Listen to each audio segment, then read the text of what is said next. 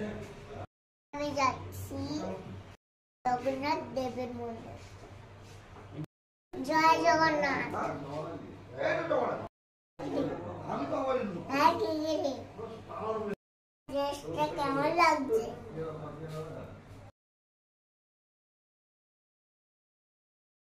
কমেন্টে জানাবে। আমার লিপস্টিকটা কেমন হয়েছে? এটা আমি একটা কিনেছি।